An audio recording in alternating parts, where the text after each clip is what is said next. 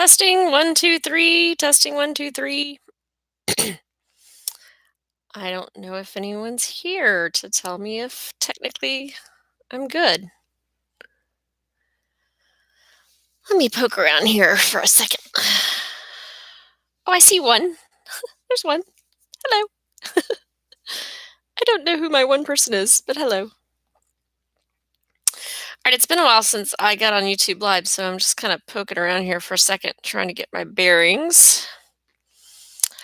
The purpose of this review session is just to, one, encourage you to start getting your head back in the books related to Unit 1 stuff, and two, see if I can answer any questions about anything that you are reviewing.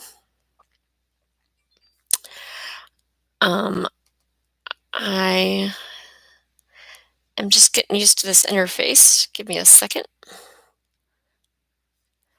Let me try and type something in this chat box.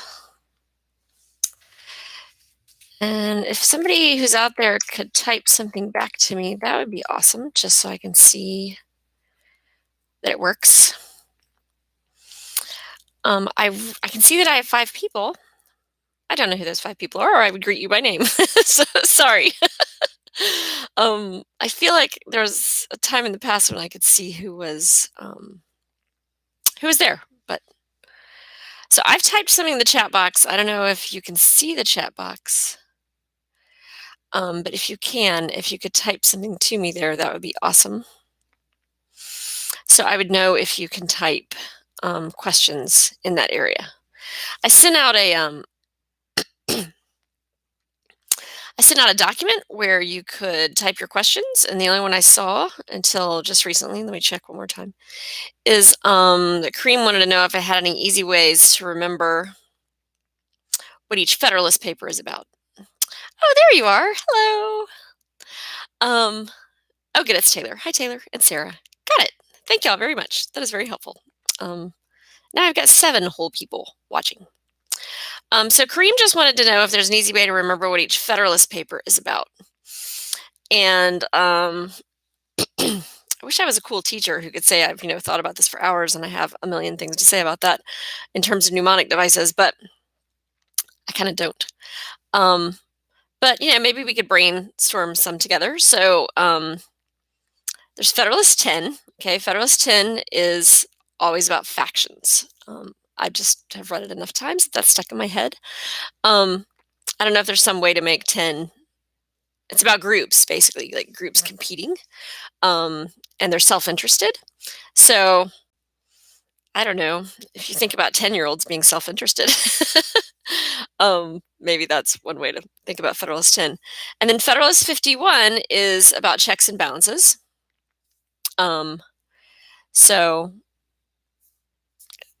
And then 70, I always recall, is just about the executive branch, and 78 is about the judicial branch.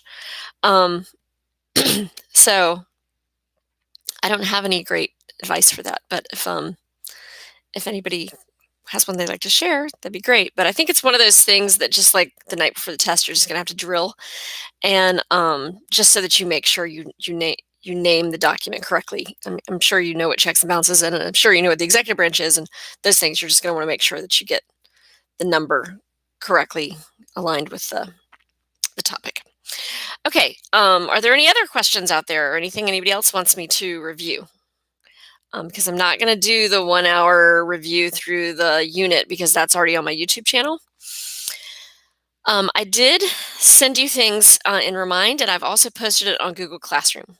Okay, so yeah, I know, Kareem, that wasn't actually very helpful, but it's kind of you to say thanks. So I posted a few important things. One is that every time I do a review session, I just want to focus on an FRQ. And these very helpful templates have been posted both on Remind and also on Google Classroom. I had to post them as an assignment. There's no assignment. There's no due date. There's nothing you need to turn in. I just wanted you to have these things handy in a couple different spots. So unless I see a question pop up in the chat box about Unit 1, I'm going to talk quickly about FRQ 1.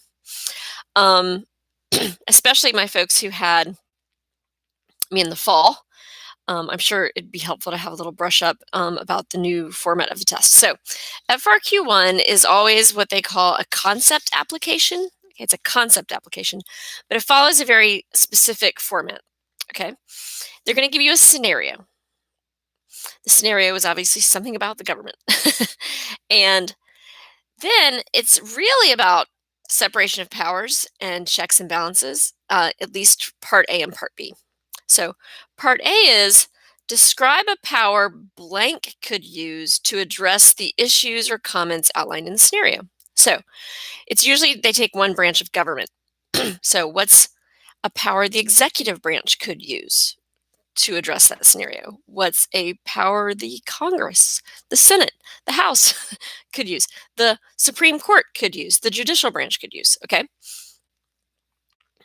And so you're going to want to be sure and explain exactly what that power is and how it could address the scenario specifically, okay? I really like this thing at the bottom here where it says vanquish pronouns. Be really sure that you just don't use pronouns as much as possible. Don't say they, them.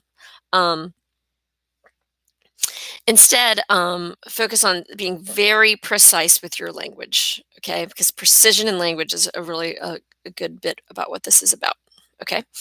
And don't just say Congress. You know, if you mean both houses of Congress, say both houses of Congress. But if you mean the Senate, really, say the Senate. And remember that the Senate has powers the House doesn't have, okay? That's very important. Advice and consent, okay? Only the Senate approves treaties. Only the Senate approves appointments. So do not say Congress if you're talking about advice and consent powers, okay? And say the House if you mean the House. Remember, only the House can initiate tax bills, for example. And if you're talking about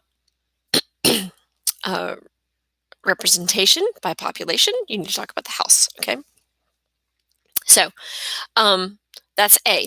And then B is explain how the use of blank power described in A can be affected with its interaction with B, okay?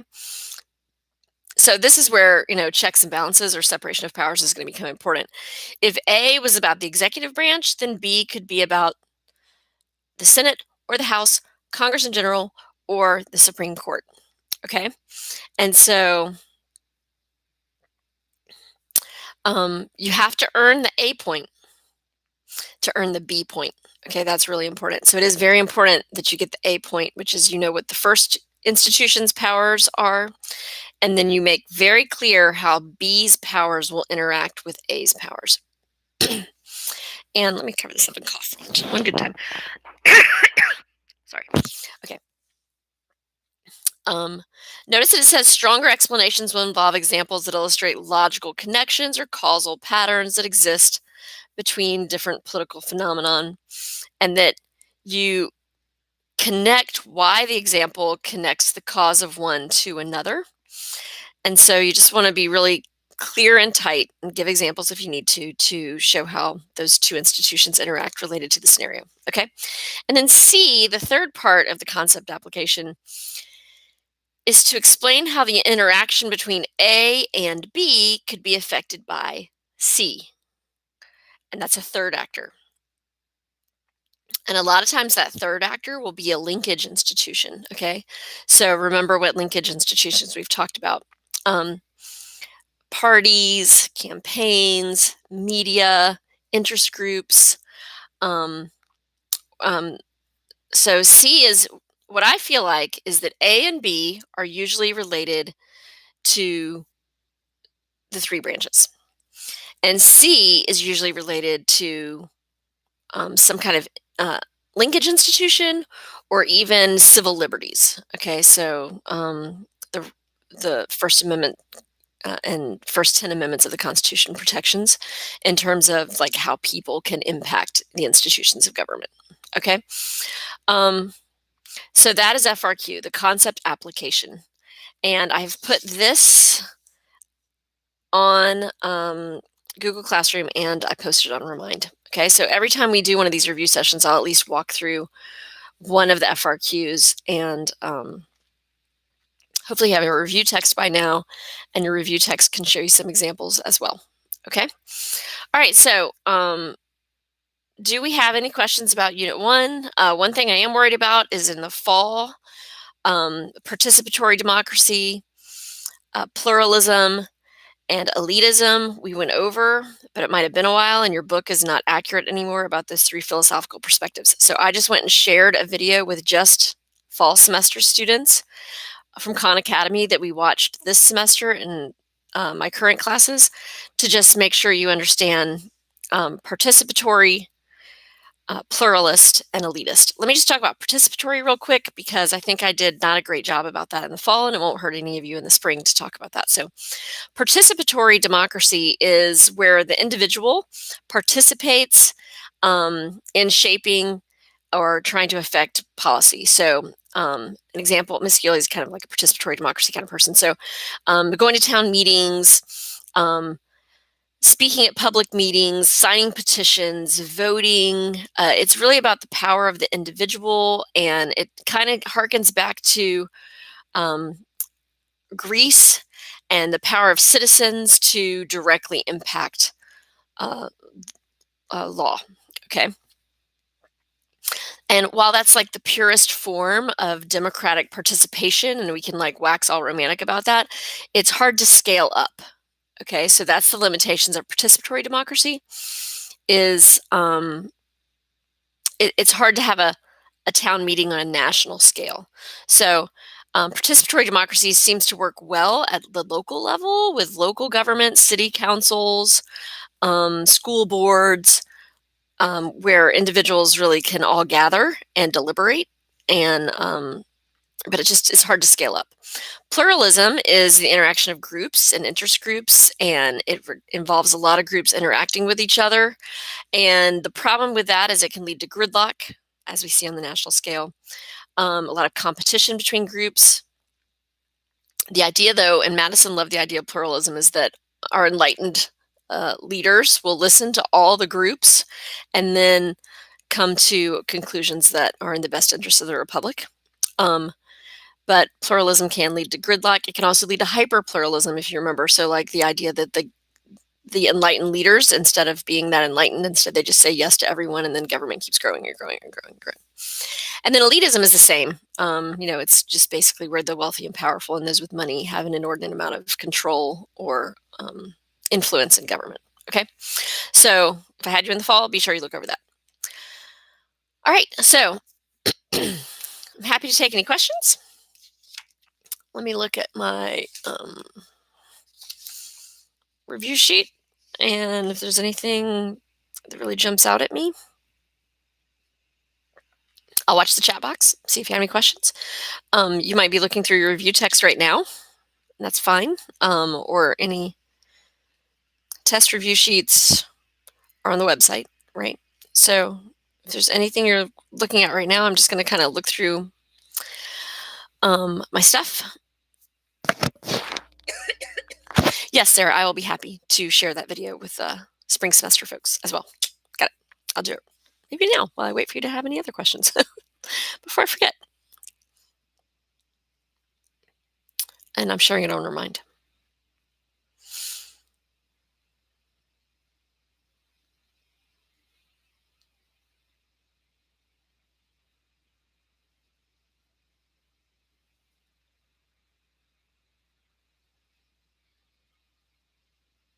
Horizontal versus vertical powers. Man, I have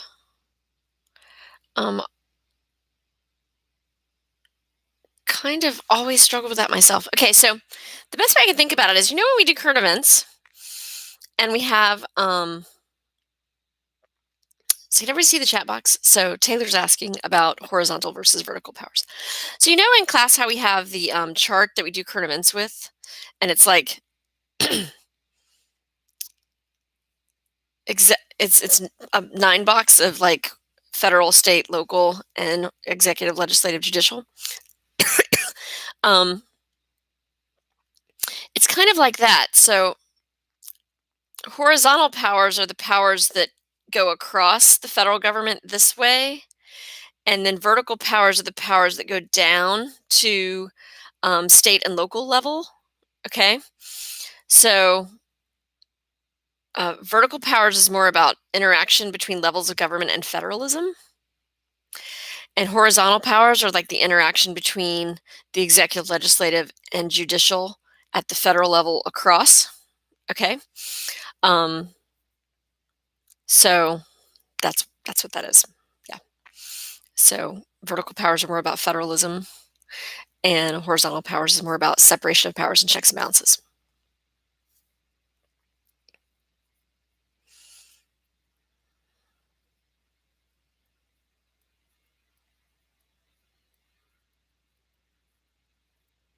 Oh, yes. Great. I'll be happy to do that, Jana. Oh, this is where I can't write backwards. So she asked me to talk about the philosophers who influenced the founding fathers in writing the Constitution. Okay. So it starts with Hobbes and Locke. Both Hobbes and Locke are writing about what it was like in the state of nature before we had government. And it really starts with Hobbes, because Hobbes is older than Locke, if you recall. So Hobbes grew up in a time of like immense civil war and strife. And remember, he thought that human nature was not necessarily great, but and that men basically couldn't be trusted, and that without government we were in a constant state of war. So he thought we needed government, and any government was better than no government, because being constantly paranoid about who was coming to get you and yours was just not fun. So Hobbes had a negative point of view of human kind, and he preferred any type of government, including an absolute monarchy, would be fine. He, in fact, thought government needed to be very strong and overwhelming to like inspire awe in mankind. Locke came after Hobbes, and remember, Locke had a kind of more positive point of view about human nature and thought that, we could do okay without government, but that government actually would be more convenient and bring about greater trade and industry. And so both of them agreed we needed government. However, Locke believed that it wasn't worth having government if they weren't going to protect your natural rights. So Locke believed, he introduced the whole idea of natural rights, life, liberty, and property. And this comes right into, leads into Rousseau and the idea of the social contract, which is the idea that if the government doesn't protect your natural rights, you have a right to overthrow the government and replace it. And that's what's in the Declaration of Independence in terms of natural rights. And of course, Jefferson saying we had the right to life, liberty, and the pursuit of happiness, which is another way of talking about property without talking about slaves. So that's then social contract theory develops out of Locke's claim of natural rights, and Rousseau builds upon that. So by default, if you're born into a government that is protecting your natural rights, then you conform to the government, which is where most of you were born right into. Then we had Montesquieu, who kind of borrowed some from the ideas of Hobbes and was like, but men are not angels. They are going to abuse power. And so Montesquieu said the other thing that was going to be key to make government work was dividing and separating power, and that leads to checks and balances. So it's basically Hobbes, Locke, Rousseau, and Montesquieu, with Hobbes being about life being nasty, brutish, and short, and needing government. Locke agreeing, but then qualifying that the government needs to protect natural rights. Then Rousseau building on that and saying if the government is not protecting your rights, you have a right to overthrow that government. And then Montesquieu building kind of off Hobbes, but also Locke, and saying, yes, and we also need to admit that men will abuse power, and so we need to separate power and have checks and balances. And those are the main philosophers you know. So remember the big also thing, the difference between the Declaration and the Constitution, right? Very different documents. Quinn wants me to review pluralism and hyperpluralism. And yes, so pluralism is just this idea Madison had. It was going to be so great. We were all going to have freedom of speech and freedom of association. And we were all going to form these groups, but he calls them factions. But the unfortunate thing about factions is that factions, instead of, ideally the government is supposed to serve the common welfare, like the good of the whole. And factions are selfish little boogers, and they want to advantage themselves, and they're more self-interested than concerned about the whole. So it was Madison's idea that given the fact that we can't stop the spread of factions, this is all kind of in Federalist 10 as well. We can't stop the spread of factions without limiting speech and association and freedoms that are key to our natural liberties. That we're going to let factions form, and then those factions or self-interested groups are going to compete in terms of ideas and debate and try and influence our elected leaders, and they'll all inform the debate, but our enlightened and informed leaders will pick a policy agenda that will actually serve the common welfare. Okay. Hyperpluralism is when things go amok and our leaders decide to start saying yes to lots of counter interests and those things because they want those people to support them and like them and vote for them. And they put they let the government keep saying yes and growing budgets and departments who sometimes, I think the classic example in your textbook is you get a government that at the same time they're subsidizing tobacco farmers, they're also spending lots of money on anti-smoking campaigns. So it becomes a very large, unwieldy government that doesn't ever say no and instead says yes a lot. And the scope and size of government and the expense of government keeps growing and growing and growing. That's hyperpluralism. Okay. Anything else that you would like me to review? So things you could be looking at is your review text that you might have received that you ordered, or go on my website, angelascioli.com, and look under Unit 1 review. There's a test review sheet there posted.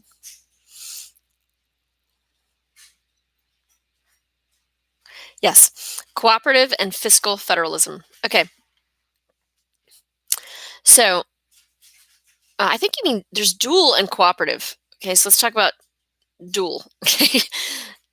Dual federalism was that whole idea of roommates federalism, when the federal government does this and the state governments do these things, and they lived kind of like roommates, and there's very little interaction between the federal and state governments. And this is basically how the government existed from 1789, when George Washington was inaugurated, until the 1930s. And there were the state governments, there's the federal governments, and it kind of makes sense if you think about the Civil War happened in that time period, and that was dual federalism. They also call that layer cake federalism in most of the videos or whatever review texts that you might see. Then starting in the 1930s, there became this, suddenly the federal government started establishing programs like Social Security, or more importantly, job creation during the Great Depression agencies. And they wanted to administer those programs through the state and local governments. And so suddenly the federal and state governments became all intermixed with each other. And it was like they became married and began administering things together. And that's cooperative federalism. They also call it in the textbooks marble cake federalism, where the federal and state governments are all mushed in together. Fiscal federalism is this whole idea of how the federal government, once they have done this, of how they can start manipulating the states to get them to do what they want them to do by threatening to take away their funding. And this happens all the time. So, a good example would be when just recently, I think we saw this on a test item in class, when local governments and state governments started creating sanctuary cities where they didn't want to turn over undocumented people to the feds for law enforcement actions.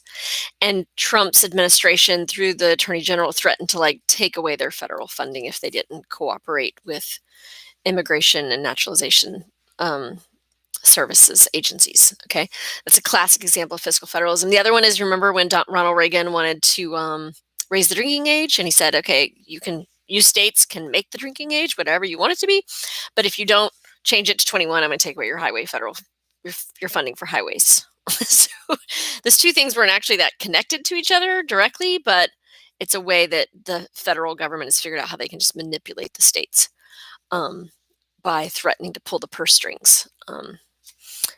And so that's fiscal federalism that is tied with cooperative federalism. If we were still in dual federalism, then those programs wouldn't exist and those purse strings would not drill down all the way to the state level. So, all right, are there any other questions?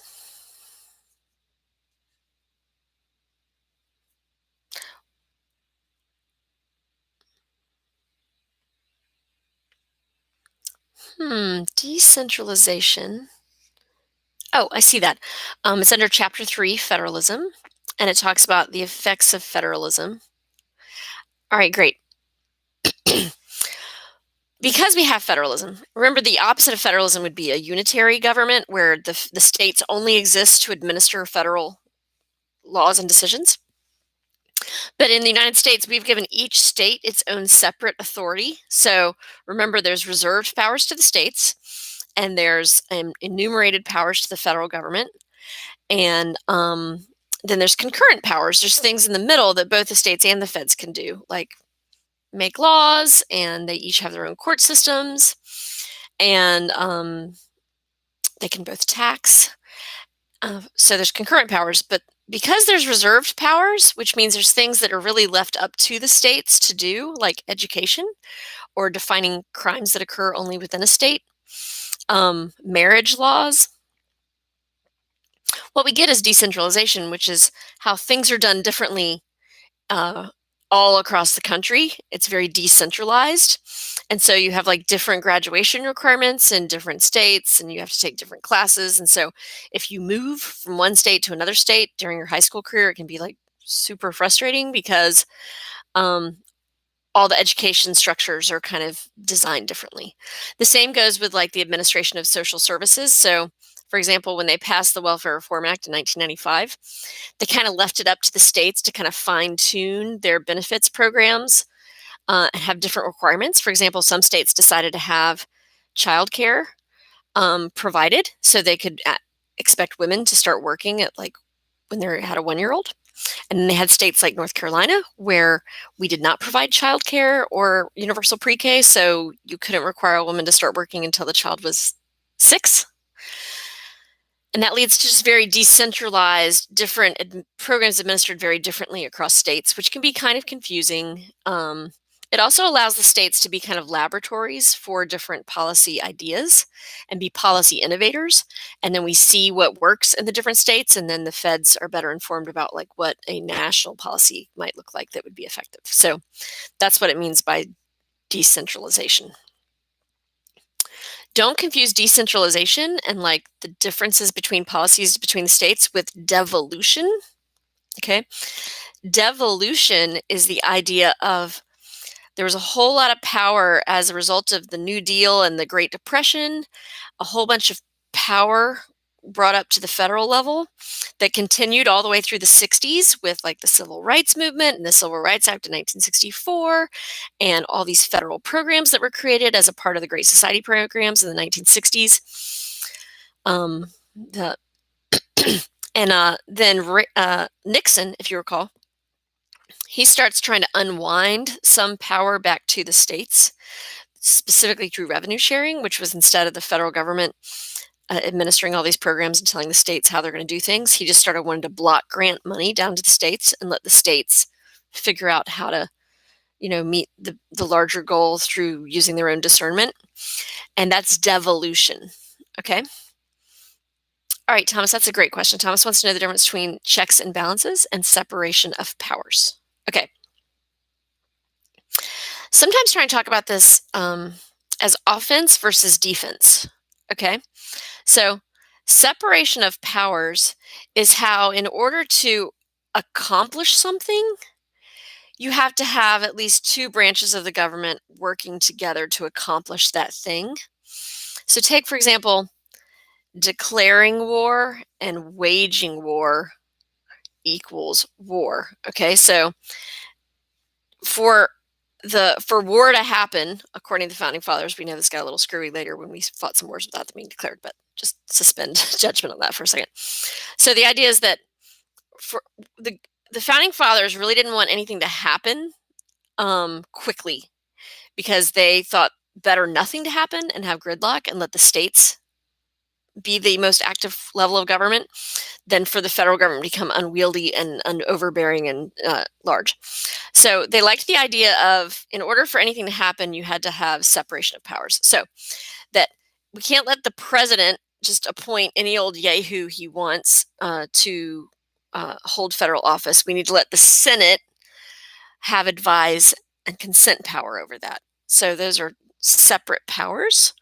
and they can work together to create government appointees who will wield power in the federal government. Checks and balances is when one of those branches is trying to like run defense and stop something from happening. Okay. So separation of powers is like offense, when we let these people use their separated, distinct powers to move together to accomplish something. So let's take elements of separation of powers is how like the House will initiate all tax bills. Okay. And the Senate will approve treaties and will approve appointments. And laws will be made first by cooperation between the House and the Senate, but they have to be signed by the president. And the president can appoint people, the Senate has to approve them. And so this just makes sure that we have limited government, that no one branch can become too powerful and abusive of that power, because they can't do things by themselves. Typically, they rely upon other ones to accomplish something. That's running offense, that's separation of powers.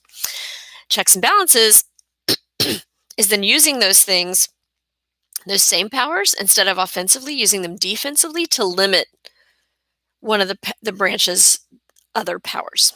Okay, so you talk about a lot of the same things in terms of what the powers of the different institutions are. It's just a matter of what those powers are and who wields them, and then if they're using them offensively to accomplish something or defensively to limit the power of another branch.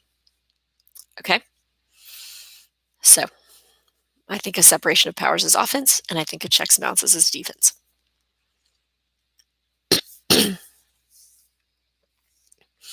Are there any other questions?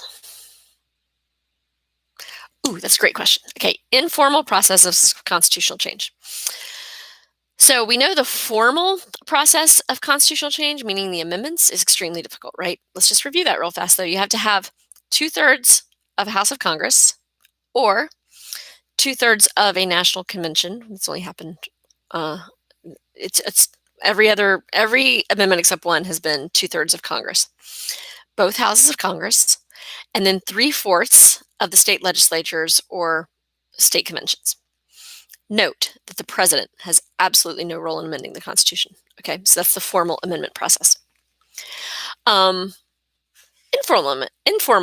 constitutional change. A big way we informally change the Constitution is through judicial rulings and judicial interpretation of the Constitution. Okay, that's a major way we do that. And how through court rulings we build a body of common law and interpretation of the Constitution.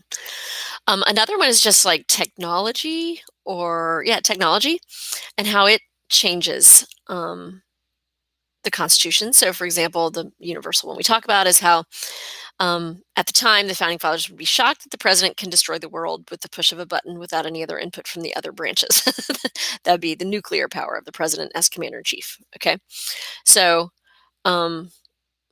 another one would be, for example, how the creation of political parties, which was in no way foreseen by the Constitution, has totally changed the way the Electoral College works. And the states have changed the way they allow electors to be assigned. And now they assign the electors based on political party. And so the Electoral College is much less likely to reverse any, very few electors are likely to actually change their votes once they are seated as an elector in the Electoral College, because they're aligned by party now.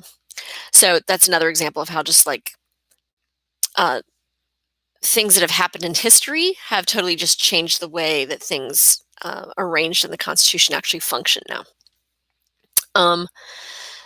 Let's see. So court ruling, technology, historical developments.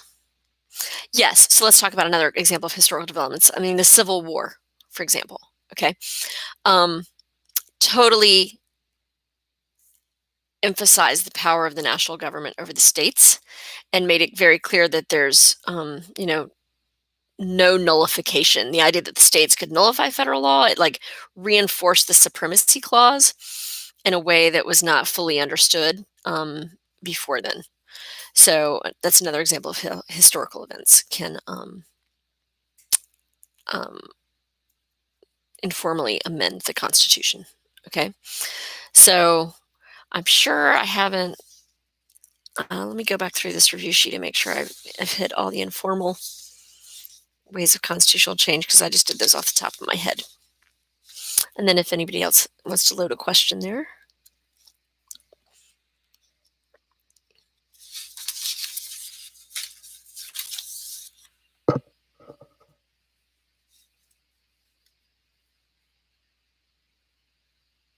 Oh, no, I think I did okay. Yeah, right. Any other questions?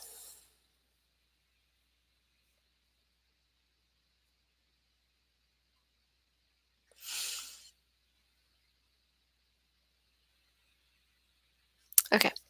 So, Commerce Clause, very, very important, as you know, and one of the key cases you need to know is Gibbons versus Ogden, I believe, which was all about establishing the power of the Commerce Clause.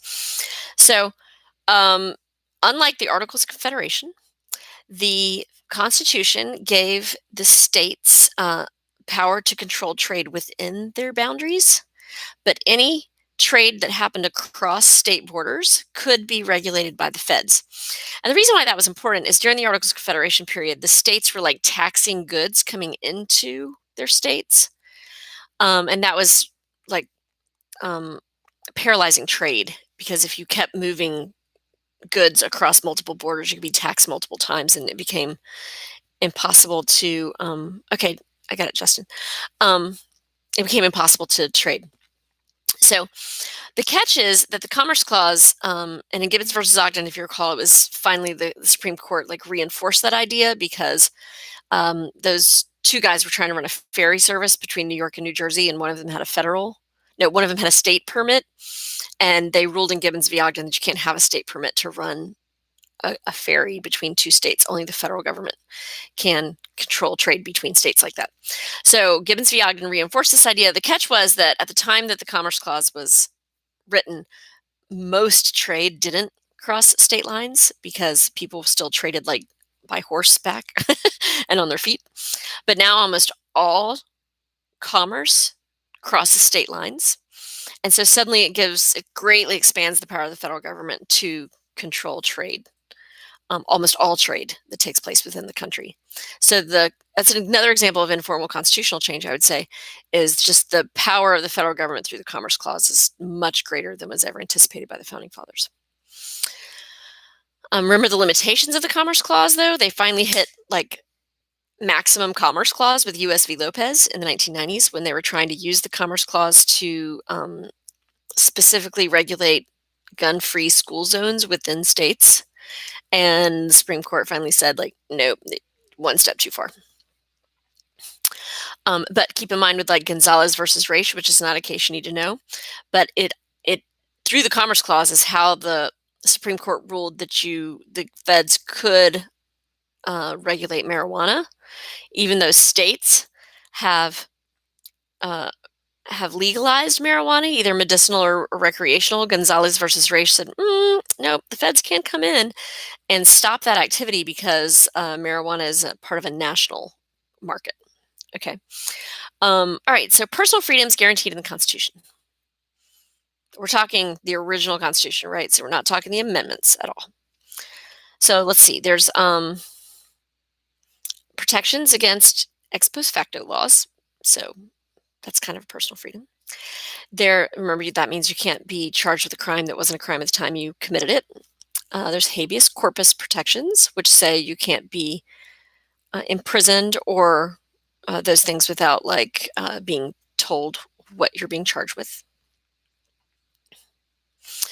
It says that like in the Constitution itself that you cannot be put to a religious test to hold office.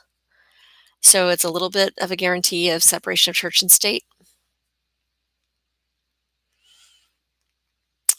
But that's about it. And that's why the Anti-Federalists were so not happy with the original Constitution and why they demanded the amendments be passed, the first 10 amendments, which made it the Bill of Rights, which are the basis of our civil liberties.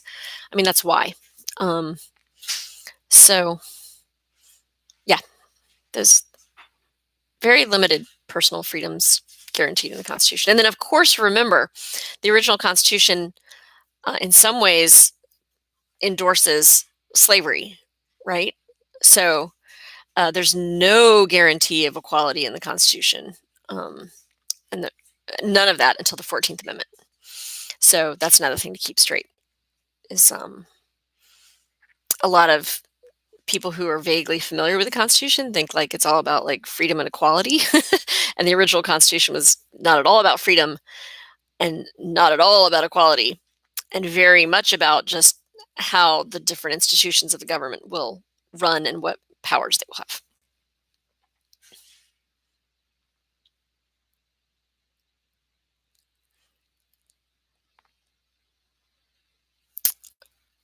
All right, other questions?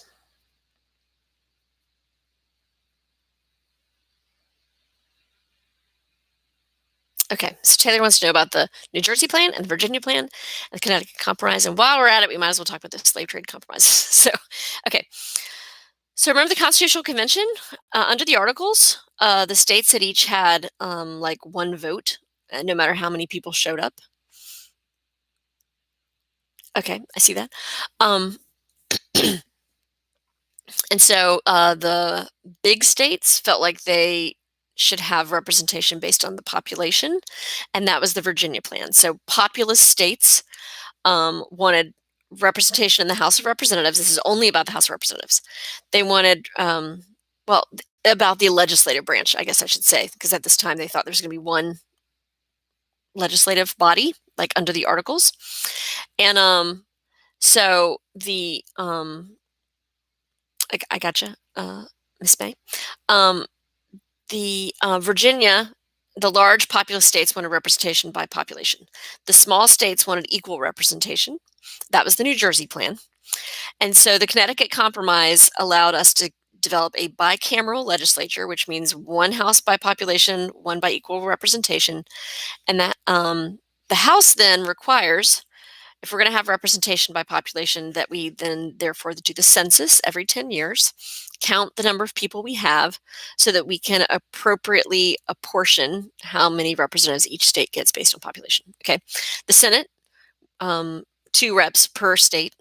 Remember how that allows rural states to have like disproportionate power within the country, which is only growing since fewer and fewer people are living in rural areas. Let's also just talk about the slave compromises that were made. So there were 2 big issues related to slavery in the Constitutional Convention. One was that they didn't know whether they should count the slaves towards the South's population. If they counted them as people, then the South would get a lot more representatives in the House of Representatives because they would have a much bigger population. If they didn't count them at all, then the South might feel like it was underrepresented. So they decided to count 3/5 of the slave population towards determining the population of the South, towards determining how many representatives Southern states would get in the House of Representatives. Okay. I'm not even going to go through the mistakes my students usually make about the 3/5 compromise because I don't even want to plant those ideas in your head. It's just about counting people for the number of reps each state gets in the House. The slave trade compromise was all about the fact that the Constitution gave the federal government the power to control trade, international trade. And they were afraid, the Southerners were afraid that they would cut off the slave trade immediately. And the Southerners were still heavily dependent upon slave labor. So the slave trade compromise agreed that the federal government would not cut off the international slave trade for 20 years. So it would not be cut off until 1808. And that gave Southerners 20 more years to import all the slaves they wanted internationally. And then after that time, they would pass a law that would ban that, and they would have to have slaves reproduce within the country. All right.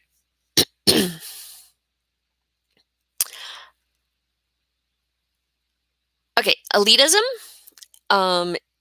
I just posted that video, and I've already talked about it in this review session.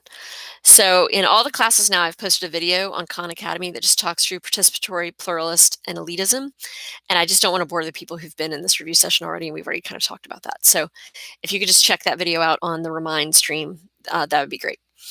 Habeas corpus is the idea that you cannot be held. Your liberty cannot be taken from you without being properly charged.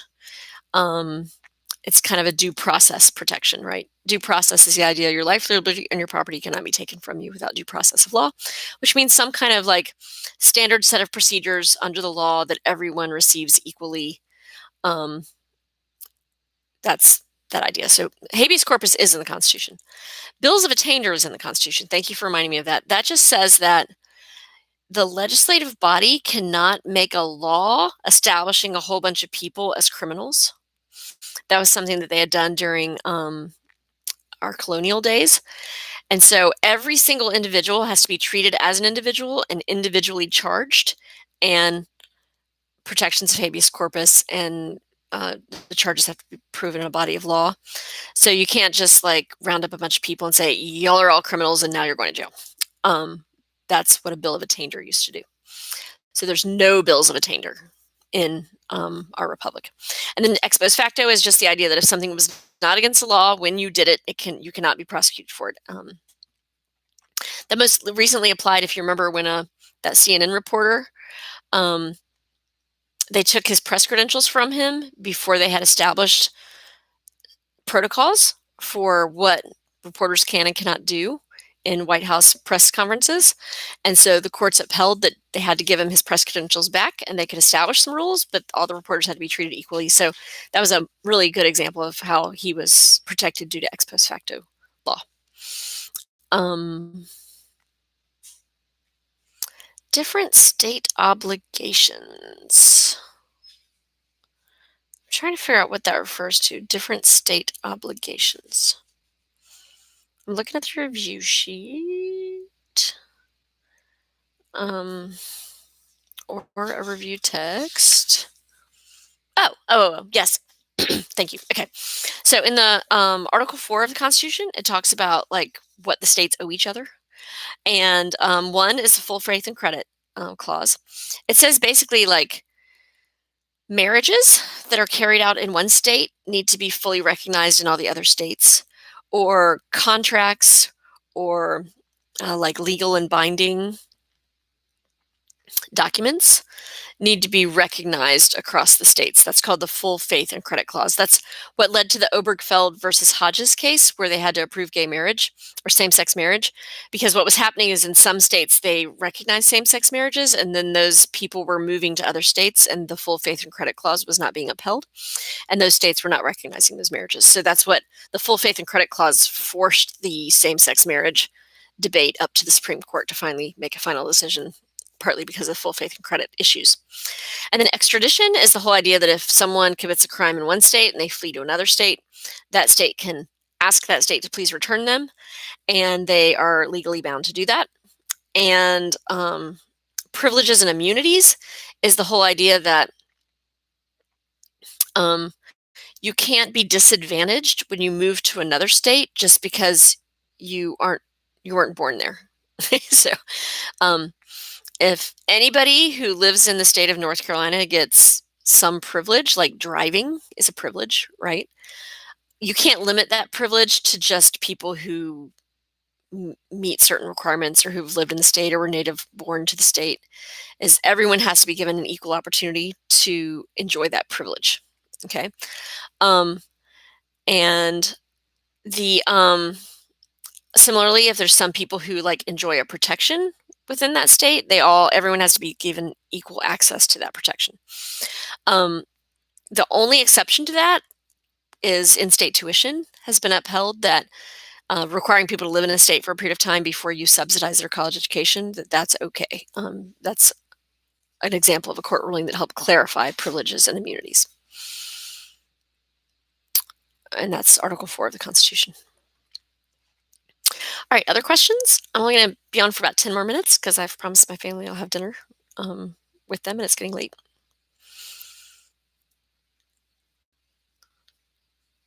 Anything else you want me to talk about?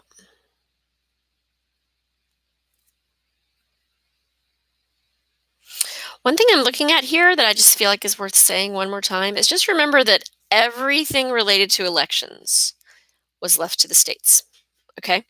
So, who gets to vote? How ballots are set up? If what kind of primaries we have, if we have primaries at all. All of that is decided at the state level. Okay? Those were reserved powers of the states. So all federal elections just kind of piggyback on whatever that state process is decided by all the states. That's part of why elections would be so hard to steal in national elections, is you'd have to navigate 50 different state elections apparatus in terms of how you get on the ballot. Like the states even determine how you get on the ballot. Okay. And some states require, if you're not one of the major political parties, that you have to get all these signatures and all that kind of stuff. Okay. Okay, the elastic clause. So the elastic clause is in Article 1, and it's related to the powers of Congress. And it says, I think it's Clause 10, Section 8. It says that the federal government has the power to make all laws necessary and proper. It's also called the necessary and proper clause, okay? The elastic clause. And what it created was like an ability for the federal government to decide whole new things are necessary and proper, which would greatly expand their powers. The first most important example of that is the Mcculloch versus Maryland case, which is one of the 15 cases you need to know. And it created the National Bank. And remember that Jefferson was opposed to the National Bank and Hamilton was for it. They were both early cabinet members, 2 of the 3 cabinet members. And in Mcculloch versus Maryland, they ruled that the bank was necessary because it would receive tax receipts and it would print money. It was necessary and it was proper to have a national bank. So it like actualized and beefed up the idea of the elastic clause. So it greatly expanded the potential power of the federal government. Okay. Remember it's called Maryland because Maryland sued because they were trying to tax away the national bank branch that was in Maryland. Okay. Remember that for the Supreme Court cases that you have to know, the facts of the case are important. Like knowing the background of the case, do not just know the ruling. Because in the Supreme Court comparisons, and I'll talk about this in the 3rd review session, they're going to give you a case you don't know, and they're going to give you one of these cases you're supposed to know pretty inside and out, and they're going to ask you how the facts of this case could lead to a different holding than the facts of this case. Okay, so for the Supreme Court cases, just be careful. It's not just knowing what the ruling was. It's also knowing the build-up to the case. Okay.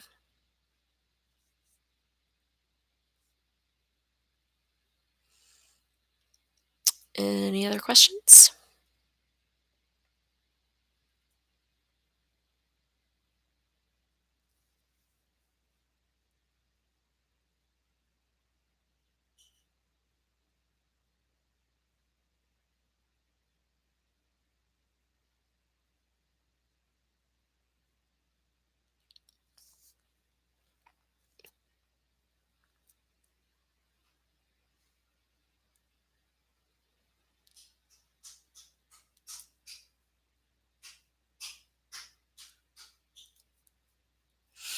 I'm looking over kind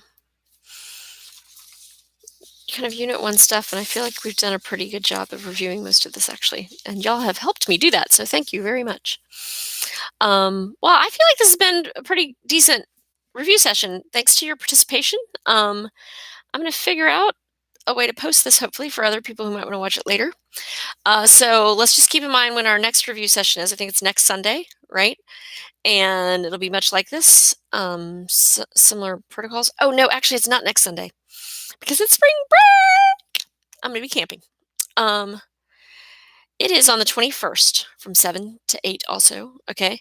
And Unit 2, for this purpose, is going to be just the Congress, the presidency, and the budget process, okay? Congress, the president, the budget process. And different review texts, and the College Board, they organize units differently. So just for these purposes of our review, Congress, the President, and the budget process. Okay, so I hope you have a fantastic spring break. Those of you who I taught in the fall, who I won't see again until the 21st. And those of you who you're my victims this last week before spring break, let's knock it out. All right, I'll be with you guys a little bit later in the month. See ya. Thank you for participating.